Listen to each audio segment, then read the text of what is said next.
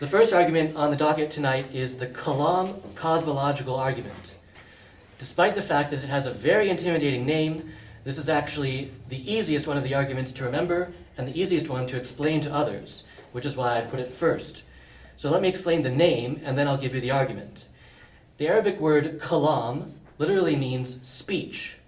You could think of this as God speaking the universe into existence from nothing. In the Middle Ages, a particular school of theology developed, both among Muslim theologians and philosophers and Christian theologians and philosophers, which aimed to show that the universe could not be infinitely old, and therefore that it must have been created by God. Cosmological refers to a whole class of arguments that take the existence of the cosmos, the existence of the whole universe, of creation itself, as their starting point for reasoning back toward the existence of God.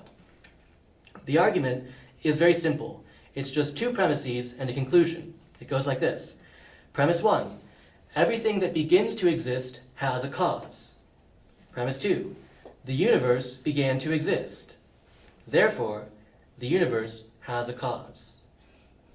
That's it. So let's go through each premise and unpack a bit of what we mean. Premise 1, everything that begins to exist has a cause. Now, notice very carefully what this premise is saying. It says everything that begins to exist has a cause. Our claim is not that everything has a cause, but only that everything that begins to exist has a cause. Because sometimes your atheist friend might think they really got you cornered. They come to you and say, well, if everything has a cause, what caused God? Okay, but we're not claiming that everything has a cause, only that everything that begins to exist has a cause. And God, by definition, is eternal, which means that he never began to exist. So since God is uncaused by definition, his existence doesn't invalidate the logic of this first premise. In the created order, however, we find that this principle of causation holds up. After all, created things don't suffice to explain their own existence. Their existence depends on other factors. For example, this TV exists, but it exists because of causes that are exterior to itself.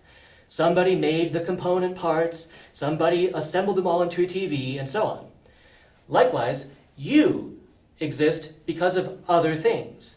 Okay? Your parents got together and made your body, and God made your soul, and out came you. You don't suffice to explain your own existence. Your existence depends on the pre-existence of beings who had the power to create your body and to create your soul. Premise 2, the universe began to exist. This same notion about TVs and people also holds true for everything in the universe. While there are philosophical arguments to support this premise that the universe had a beginning in time, we can actually draw on the history of modern science to support it as well. So for centuries, many scientists and philosophers believed that the universe was eternal, that the universe had always existed. Meanwhile, Christians knew from Revelation that the universe began to exist, right? Genesis 1:1 says, in the beginning, God created the heavens and the earth. Now, it was disputed among Christians whether we could prove that point apart from divine revelation, whether we could prove that point from reason alone. And St. Thomas Aquinas and St. Bonaventure famously disagreed about that question all the way back in the 13th century. But fast forward to the 20th century, when a Catholic priest in Belgium named Father Georges Lemaitre proposed what we now call the Big Bang theory, which says that the universe began to exist roughly 13.8 billion years ago. Now, scientific evidence is always provisional, meaning it can change, but the general consensus among scientists today is that the universe has not existed forever, but that it began to exist at a particular point in the long distant past. And pictured here we have Father Lemaitre with Albert Einstein. So thanks to the magic of deductive reasoning, we can now say with certainty that since everything that begins to exist has a cause, and since the universe began to exist, then the universe must have a cause. But at this point you might be saying to yourself, well, that's all well and good, but why should I think that cause is God? Okay, now that's a good question, and the answer comes when we look at what kinds of attributes this first cause of the universe, whatever it is, must necessarily have. If this thing that created everything, created all of space and time, it must transcend space and time. If it created the whole physical universe, it cannot also be a part of the whole physical universe. If it created all of time, it must be outside of time. If it created absolutely everything that exists out of nothing, it must be all-powerful.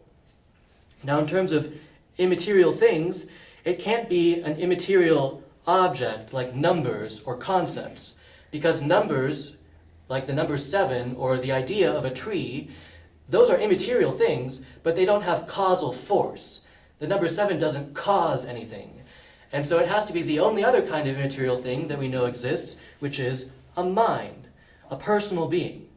And so what do you get when you have all at once a transcendent, immaterial, eternal, omnipotent mind who freely chose to create everything that exists?